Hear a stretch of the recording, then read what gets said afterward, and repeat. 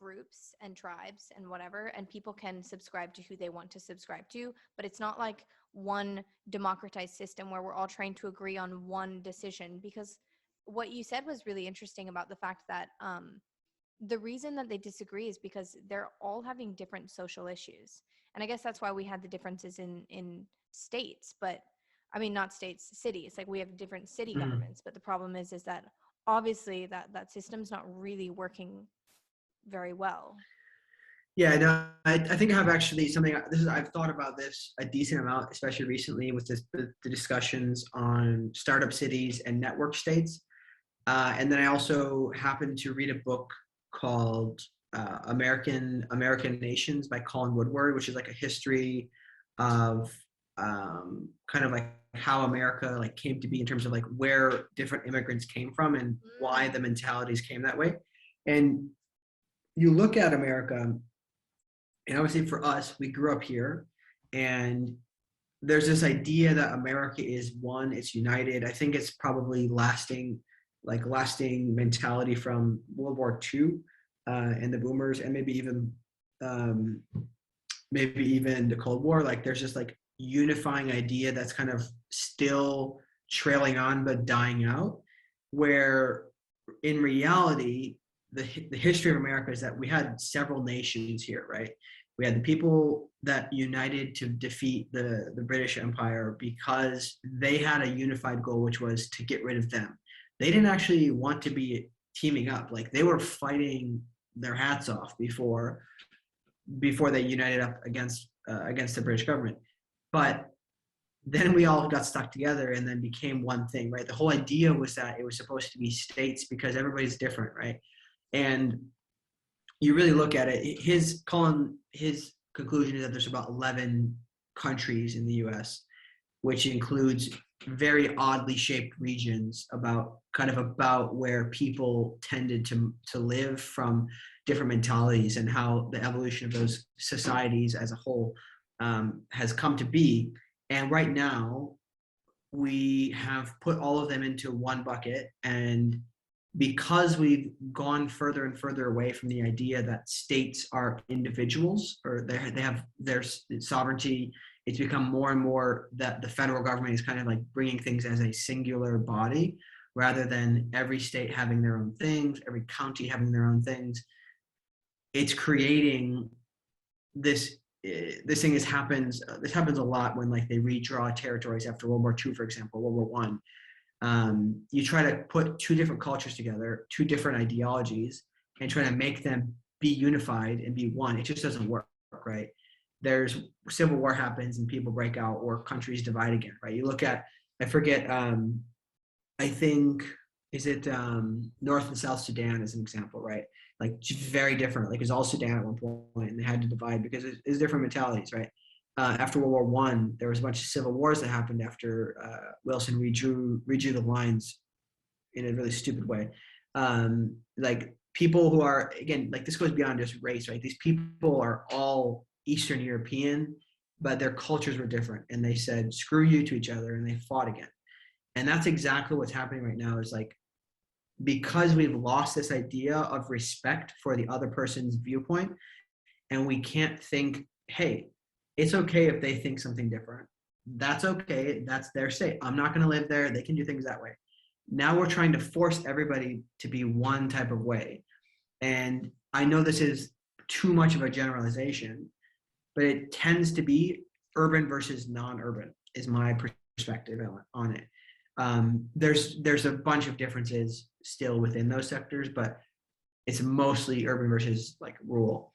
And I think that in an ideal system, I don't think there is such thing as an ideal system. I think we talked about this in Slack today. I think all governments suck, but the ideal-ish system would, I think, be getting things as small as possible while still maintaining, so getting countries or governments, or however you want to say it, as small as possible while still maintaining enough infrastructure to protect yourself as a nation, whether that's your nukes or whatever it is. Like you have to have enough geopolitical power.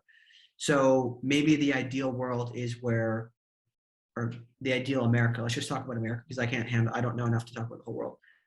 The ideal America might be where there's, I don't know, 100 states or something, maybe 200 states, who knows, right? Maybe 300. It could be lots of small city states or whatnot. And they all have an agreement that they're going to leave each other alone and respect each other's beliefs. Maybe there's several cities that have similar, like almost identical mentalities, right? Maybe they actually combine and they're not connected, but they combine in terms of like resources and stuff like that. I don't know. But I think that there has to be, or there will be at least, this decentralization, whether it's through war, which I don't think, I mean, it could happen for sure.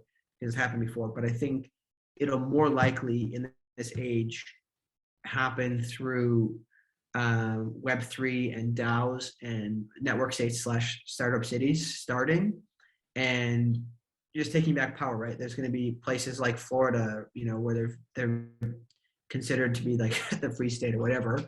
They're going to try doing network states where people have to be part of the state. They have to like buy into kind of like a subscription service, almost like to be part of that state. Instead of paying taxes, you pay a subscription, and there's like things that go along with that, right? You have to, you're going to believe these things if you want to be in this region or this county or whatnot. And like this is like the way we do things. And if you don't like it, you're not going to go there. You're going to go to a different one, right? And I think that that's what's going to happen. And I do think that what will happen is the states will become more broken up. I think a really quick fix, it wouldn't be quick at all, but like a relatively easy fix would be to make all cities, make them their own city states, because you look at examples of New York City and Chicago, for example, and they drain the resources of the rest of the state, right? Leaving the upstate area, upstate New York, just in disarray. Like there's some good touristy areas that have enough tax income, but really like the rest of the state is neglected because there's so much of the tax money goes into New York. And as a result, like of the taxes, the crazy taxes in New York, the whole state suffers because now you're not getting big industries or manufacturers going up in upstate because the workers have to pay higher taxes, et cetera. Same thing with Chicago. Illinois is a dump. All the money, apologies to anybody who lives in Illinois. Illinois is a dump aside from Chicago, which is kind of a dump too. There's also a rivalry, of course, between New York and Chicago. And I have friends who live in like south of Chicago, about 2 hours south of the city. And it's like, it's crappy because all they're doing is taking the resources and putting them into Chicago with all these bureaucrats and everything. And the city governments are not incentivized to make things self-sustaining. So if they were incentivized, like, this is how much land we have, these are the resources we're given, we need to make it work, the innovation would just skyrocket, in my opinion, in my guesstimation. And it would result in a lot better like responsibility and then probably respect between the cities. I think that also when it comes to voting, like if we kept the same voting system we have, which I don't think will last too much longer, then the people would have like the city would get their votes, right? They would get what they want, and then the rural areas could get what they want. So I think that that's just like some examples. I think that the whole voting system is going to change drastically with technology, with DAOs coming to fruition. But that's something I can't speak super deeply on, so I don't know if we should go into that. How do we have groups without, I guess a better reframe would be, in my opinion, the biggest identity that matters is humanity. Like along every single border, we are all humans, and so that should be of the utmost importance. We all want to survive. We all want to live our lives. All right, great. Now that we've gotten that, then we can go into these, secondary topics. But how do you think that we keep that as the top, but also have these other smaller things? Because I think that that's the only way in my mind that I see any sort of groups working, is if we reframe the identity. So I think a couple things. So in terms of, I think they play together, by the way, the states in terms of, how they manage that and how it's collected, et cetera, that would all be through a DAO, right? That's all going to happen through the decentralized, decentralized something organization. I don't actually know what the acronym stands for, but it'd all be through a DAO. And that would allow everybody who basically comes there, right? The reason they can go into the state is because they buy into the DAO. Therefore, they have their voting rights. They have the ability to be penalized if they break the laws or whatnot, right? It's like it can even change the landscape of law enforcement, for example, right? So that's how that would work. And then in terms of like keeping while having different groups and still keeping humanity top of mind, I think that the underlying issue here is that the whole principle behind all of this is giving as much sovereignty back to individuals, right? You look at, I happen to be listening to this book right now called The Company, and it's going through the history of corporations, like how corporation became a thing. And they talk about way back, obviously something I never thought about, it's obvious, but you never think about it, is slavery and feudalism, like these things are actually not that far in the past, right?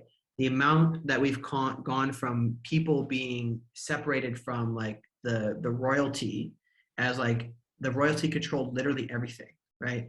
They had everything. It was essentially communism, like it was a command economy, but that's not too far in the past, right? We're getting to this point where we've very, very quickly gone from, we're underneath lords or, barons or whatever, eventually getting to the creation of the company, which gave a lot of equality to a lot of people. Some people got super rich out of it. Some people got out of poverty and whatnot, especially in America. I think there's a lot of great examples of that. And this, I think, is the next step, which is giving even more power back to the individuals, or not back to, but like getting it for the first time, essentially, is this sovereignty, right? Where everybody has the optionality to leave. Like they can leave their network state, they can go to something. They have the power to vote. They can, if they want to, they can self-bank. Like there's so many principles all encompassed in this blockchain and Web3 and technology, all of these together. The whole principle is that it's giving more power to the individual and less to the government, right? You look at the history, for example, of kind of the race to the bottom. I think they talked about this when it came to, in the US, this was in the company book, the race to the bottom from states to give limited liability to companies, right? So it started with Delaware. Sorry, I don't know if it's Delaware, New Jersey. Basically, all these states did whatever they could to attract companies by taking the leverage that they had, which was, hey, we tell you what to do. You have to get a charter from us, blah, blah, blah. And then in order to attract people, they kept like chipping it down until capitalism essentially succeeded, or free markets, how you'd say it. And they went all the way to the bottom, right? So everybody has access to the LLC or whatnot. Everybody has access to limited liability. And I think that that's going to happen. It's happening with governments right now, right? You're looking at some governments adopting cryptocurrency or buying Bitcoin, for example, and making laws promoting these things, right? You look at the exodus from China when they put restrictions on Bitcoin, people went everywhere else, right? They just lost it. And that's something that they lost out on. As a result, it's going back to other places, right? So the race is now going to be to keep people in their countries, right? Because now they're not hurting people around. Wars are still happening, of course, but like less so than they used to be probably 300 to 500 years ago. So people have the ability to be autonomous, to move around. So I think that things like citizenship is going to be drastically changed. It's going to be much easier to get citizenship most places. I think that the governments are going to do whatever they can to attract people, or at least the majority of governments eventually will get to this point, because it'll be a few at first. And then as people start to flee, like you look at a smaller example, like you look at California, maybe not California as a whole, San Francisco, let's look at. People are just getting out of there because they had all these like privileged ideas about society, et cetera, and just crazy stuff that they thought was great, and now people are leaving. So now they're realizing it, and they're trying to like race to fix it to get people to come back, which I think they're going to lose that battle. San Francisco is obviously going to become a relic, and it will become, it's a place that will become a touristy place eventually, because it'll be like, hey, here's where once Great Silicon Valley was, and it would be very different. But the same idea is happening on a country scale, right? people are going to go where they're allowed to have cryptocurrencies. They're going to go where they're allowed to do these things. And obviously, again, totally understand not everybody has access to do that, but it's more easy than ever to do that. And countries are making it easy. Like you look at where I am right now. Lisbon is doing things and kind of racing to the bottom faster than the rest of Europe to allow people to come here, work remotely, get citizenship or residency super easily, making the barriers for entry as low as possible to attract people. And it's going to be a race to the bottom for a lot of those things and on the global scale, because the countries that don't do it will lose. There's going to be countries, I think that the US is in this predicament where we have strength and a lot of other things going for us. So we won't have to be as conscious of it, or at least they're not going to be as conscious of it until it's getting like kind of like to the breaking point, almost like San Francisco, where it's like almost too late. I have hope that people in the government will start to recognize and like make policies to adopt these things faster. But I don't know if, like, I'm not holding my breath on that one. But I think that that's the general idea, is like to give it back to making sure that humanity is actually elevated. We need to give more power to